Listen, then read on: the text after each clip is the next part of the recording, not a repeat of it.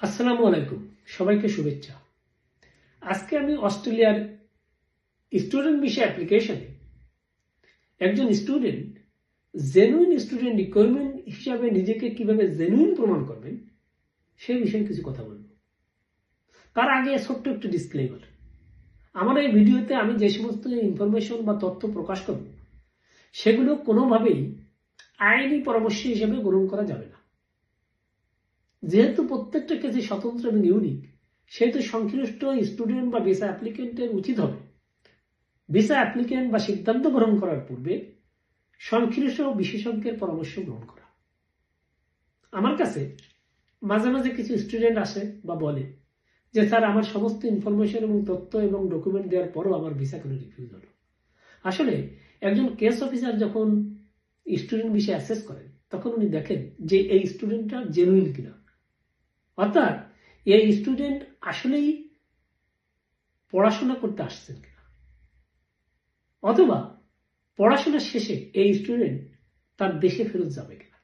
এখন একজন স্টুডেন্ট তাহলে দেশে ফেরত যাবে অথবা পড়াশোনা করবে, এটা প্রমাণের জন্য কি শো করতে হবে তার, অর্থাৎ তাকে শো করতে হবে যে তার ওই দেশের সাথে কি ধরনের বন্ধন আছে। অর্থাৎ এখানে বলা হচ্ছে যে একজন স্টুডেন্টের সংশ্লিষ্ট দেশের সাথে কি ধরনের সামাজিক, পারিবারিক, কমিউনিটি ইনভলভমেন্ট এবং অর্থনৈতিক সম্পর্ক আছে সেটা তার প্রমাণ করতে হবে। এগুলো যার যত বেশি থাকবে ততই ধরে নেওয়া হবে যে এই স্টুডেন্টটা ততই বেশি জেনুইন। অর্থাৎ বাংলাদেশের সাথে ওই স্টুডেন্টের বন্ধন বিরোধ করতে বলা হয় যে current circumstances of that student in terms of economic, social, community involvement or engagement and economic ties. এখন পারিবারিক বন্ধন, সামাজিক বন্ধন, কমিউনিটি ইনভলভমেন্ট এটা অনেকভাবে হতে পারে।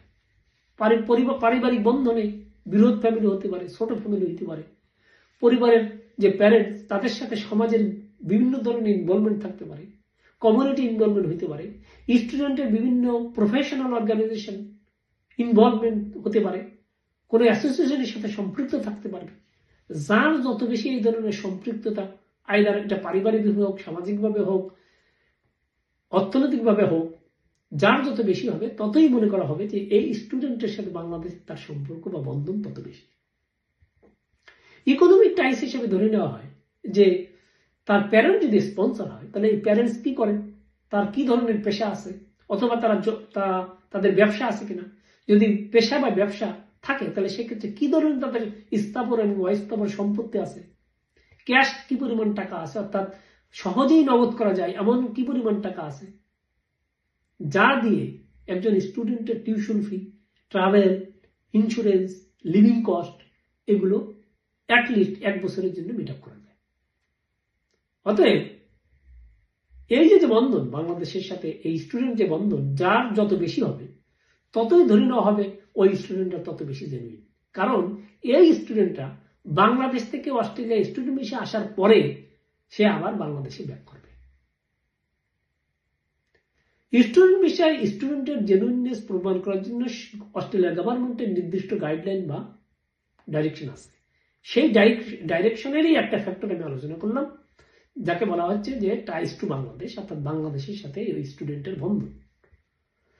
পরবর্তী ভিডিওগুলোতে আমি অন্যান্য যে টাইসগুলো আছে বা ফ্যাক্টরগুলো আছে বা রিকোয়ারমেন্টগুলো আছে সেগুলো আমি এক এক করে আলোচনা করব। আমার এই ভিডিও যদি মনে হয় যে প্রয়োজন তাহলে ভবিষ্যতের জন্য ফলো করে রাখা যেতে পারে, আর যদি পছন্দ হয় তাহলে লাইক দেওয়া যেতে পারে, আর যদি খুব বেশি পছন্দ হয় তাহলে সাবস্ক্রাইব করে রাখা যেতে পারে।